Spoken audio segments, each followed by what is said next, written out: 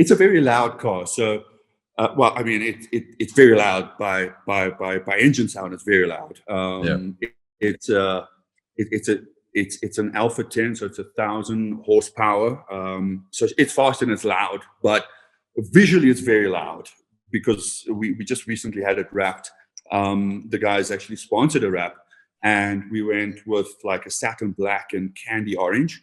But I guess it's your typical YouTuber vehicle, and it Yeah, it's one of the definitely, go-tos. It seems like there's like I've seen a lot of R8s recently. I've seen yeah, some GTRs, and then some people um Huracan, kind of common-ish, I guess. yeah. But kind of like those three are, from what I've seen, like pretty popular go-tos for I don't know, successful entrepreneurial influencers. Like, was that always your dream car, or like how'd you arrive at that? So, I'm a big JDM fan. I just like the Japanese motor vehicle scene, and I think if you ask me my dream vehicle, I would say probably the 1990 Honda Acura NSX. Oh, Um, okay. I think I mean, that's just the ultimate vehicle. Maybe, God willingly, have one in my collection one day. But I actually had I don't know if you know the Hondas too well, but the Honda Type R, the normally or the NA, naturally aspirated version, and then they brought out the FK2, which was the turbo version, which my mom is driving around at the moment. So she's just thoroughly enjoying that. She's you know likes to accelerate, and double clutch, and I mean it's a very loud vehicle as well. But so I've always kind of been into the Japanese vehicle scene, and I always aspired to own a GTR. But I was so I was enjoying my Honda so much. I mean, I don't think there's many of them, or not that I've seen, of the FK2 in the States. Okay. From what I understand, it was never released there. But I think it's such a well-rounded vehicle. I mean, it's reliable as hell. It goes very well. I had some work done on the car, and so it goes very well.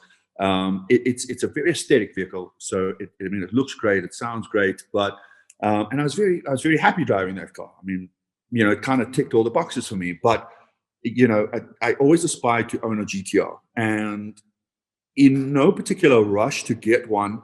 The one that I own came out and was advertised on one of the dealerships' Instagram pages, which is actually run by a friend of mine. And I mean, this was a very rare find. I mean, the car is built up to a spec or a standard that people don't generally, sell. And so when I saw this car come on, I was like, well, best to act quick, and kind of the next day proceeded to put the deposit down on the vehicle just to kind of secure it. But yeah, so incredible vehicle. Like I said, it's pushing out about yeah. I mean, we just had a dyno last week. Went onto the track as part of the advanced drivers course for insurance purposes as well. Oh, right on. It's a handful. I mean, it's a very forgiving vehicle, but when it's pushing out that sort of horsepower, it's a handful. So kind of still every day, just getting used to driving it too.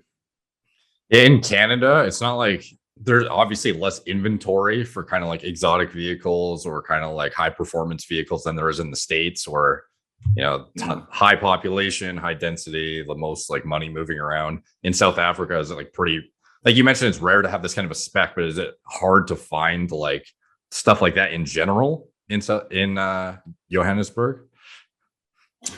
Uh, you know, not necessarily. I think one thing you need to understand is kind of the dynamics here in terms of diversity. It's a very unequal society where you would have, like, Sandton City is one of the richest square miles in Africa, and Okay. then right next door, or the neighboring suburb would would be Alexandria, which is a township. So you go from the richest of rich to kind of like the poorest of poor, where people live on an average of $50 a month, supporting a family or a household. So there's a lot of inequality in South Africa in that sense. There's a very high unemployment rate, but there is, there's a lot of wealth at the same time, and people like to kind of display that through vehicles. So you generally quite typically find quite fancy. I don't know if that's a word that you quite typically use, but yeah. Quite fancy vehicles driving around. I actually saw one driving to the gym this evening. There was a chrome gold C63 Mercedes Brabus edition. So I think a lot of people here are more likely to spend on their vehicle than what they are on their home.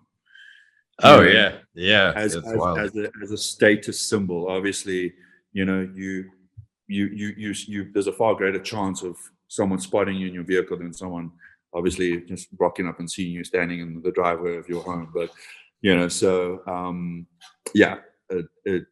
people generally live above their means in terms of driving fancier vehicles.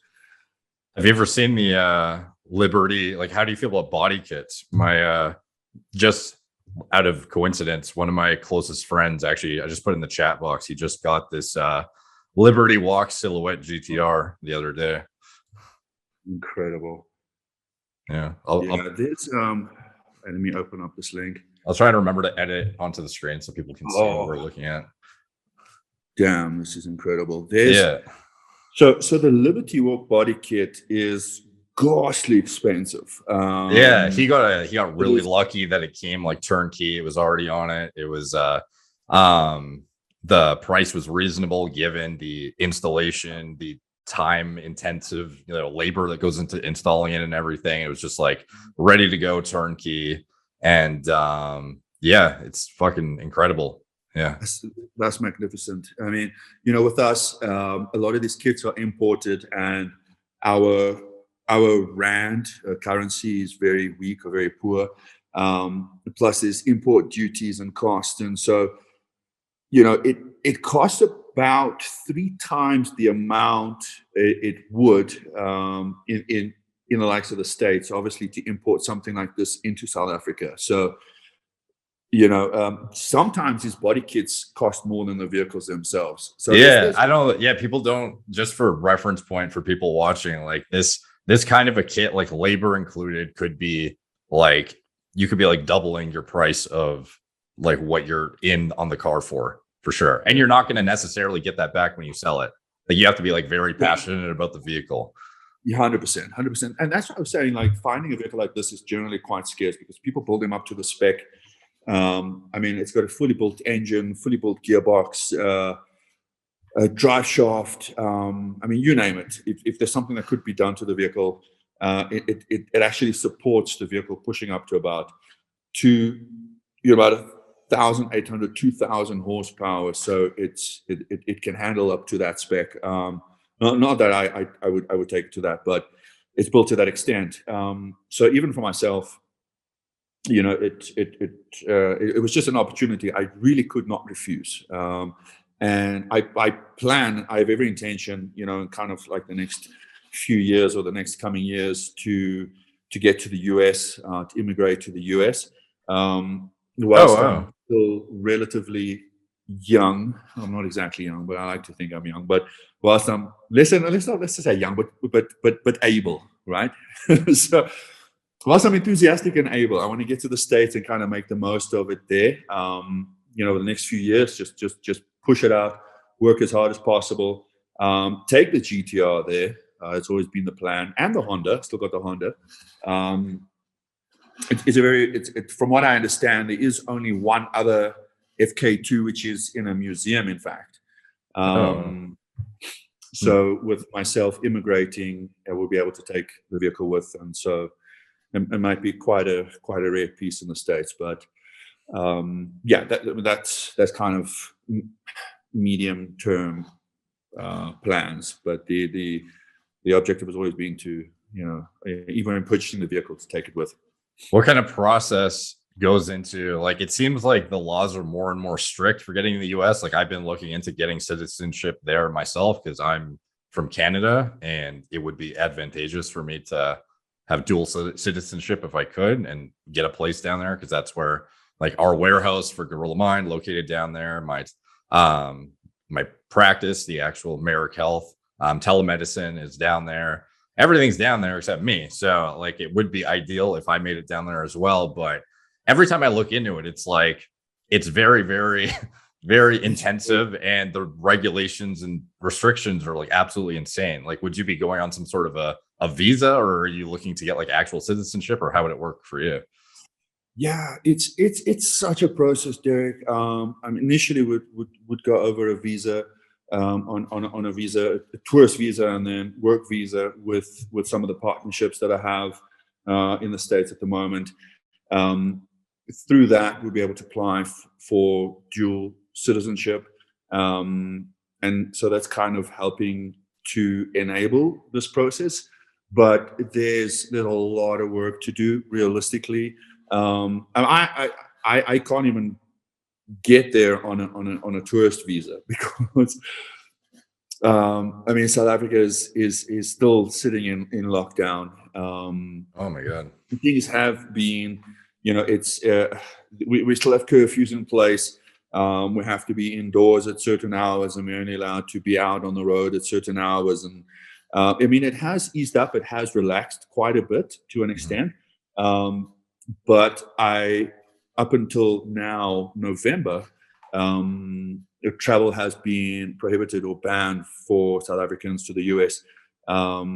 So even getting there just on a tourist visa is a challenge. I've been trying for the last couple of months, but there's a lot of red tape and restrictions around that. So yeah. Once you make it happen, are there any plans to do long form YouTube content with the GTR, like track days or anything, or what was on the agenda for that? Yeah, so kind of diversifying channels. I'm going to open up another channel, which is more of a vlog form, and then kind of be introducing people into more of just personal life outside of fitness and training, cooking. I mean, any sort of cooking video has always done well. So looking at that as a separate channel in terms of meal prep, cooking hacks, and then also another channel, and this is obviously plans for the next short term, but also a reaction based channel. So that's kind of what's in the pipeline, and what we're busy working on behind the scenes. Just some more like entertaining content, more general, evergreen. And so started to film. We've actually, I mean, at this point, we've been filming a lot, but facing some sort of bottleneck when it comes to the editing and, just actually getting the videos out. I mean, you were, so kind to help us with the car video. We haven't released that yet, but Yeah. that's in the pipeline. So thank Okay. you so much for your willingness and participation and contribution to that. That's going to be a good one. So something for the guys to look No, that forward one's gonna be to. hilarious. Yeah, people should look forward to that for sure. Yeah, you should have heard Greg's response. I mean, it was priceless. I don't want to give too much away, but yeah, Greg, yeah, I was in stitches. His contribution was priceless, but I think that's it's going to be, and we're just looking at more, such general type of content that will be going out onto the various channels, but just keeping the one that we have now primarily as fitness training, motivation as the type of content that we have at the moment.